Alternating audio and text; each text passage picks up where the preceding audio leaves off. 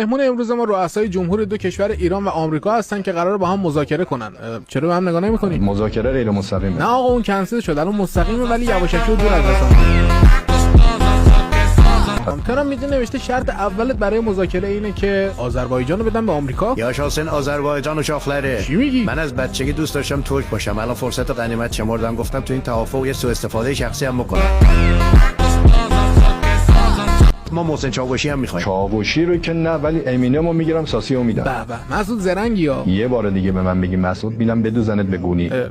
چیز ببخشید. باز ساسی رو نهایتا ما مایکل جکسون میتونیم عوض کنیم. اون که مرده. میدونستین اینو؟ مرتضی پاشایی رو میدیم، مایکل جکسون رو میگیریم. آقا تیم کشیه مگه؟